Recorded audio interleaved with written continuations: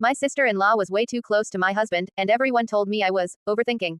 I never wanted to be that woman. The insecure wife. The paranoid one. The one who reads too much into things. But something about my sister-in-law and my husband never sat right with me. It started small. Too many inside jokes. Too many late-night calls about family stuff. Her sitting a little too close to him on the couch, always brushing his arm like it was nothing.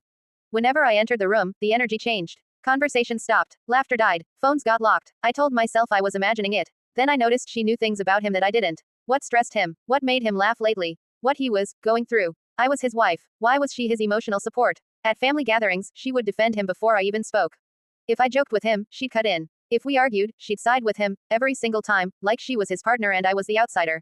Once, I confronted my husband gently. I didn't accuse. I didn't yell. He laughed. You're jealous of my sister. You're being dramatic. She's just close to me. So I swallowed it, like I always did, until one night I borrowed his phone to order food. Her chat was muted. Thousands of messages. Heart emojis. Miss you. Wish you were here. Nothing physical. Nothing explicit. But somehow, it hurt more. Because emotional betrayal doesn't leave bruises. It leaves doubt. It makes you question your worth, your sanity, your place.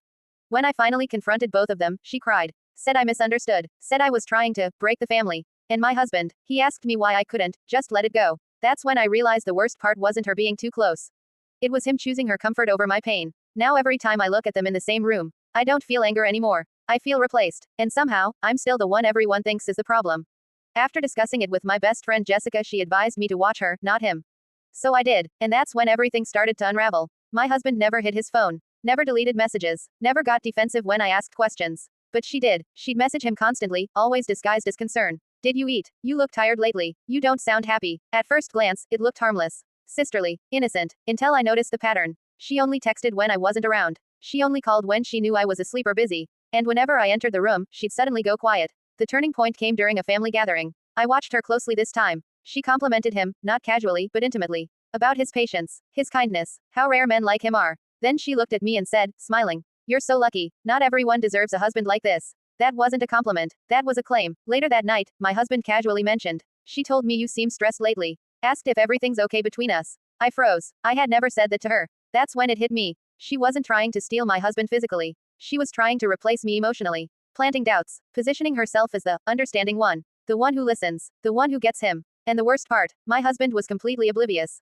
To him, she was just family being supportive. He never crossed a line. Never even noticed the manipulation. So I decided not to accuse. Instead, I set boundaries. I started being present, responding myself when she texted him, joining conversations she tried to keep private. And suddenly, she pulled back. No more late night calls. No more checking in. No more concern, because her intentions couldn't survive the light. I haven't confronted her yet, but now I know the truth. My husband is loyal. My marriage isn't broken, but my sister-in-law was quietly waiting for a crack, and hoping I'd be blamed when it appeared. But instead of giving her a chance, I waited. The perfect moment came at a family dinner, everyone present. Parents, siblings, relatives, the kind of gathering where reputations matter. She was glowing that night, laughing loudly, sitting right across from my husband like she owned the space. At one point, she said casually, some men are rare. They understand women better than most husbands. And she looked straight at him. That's when I stood up. I smiled and said, you're right. He really does understand women. Everyone went quiet. Then I continued, calm, steady, deadly. In fact, he understands women so well that my sister-in-law texts him late at night to ask if he's eaten, if he's stressed, if he's happy in his marriage.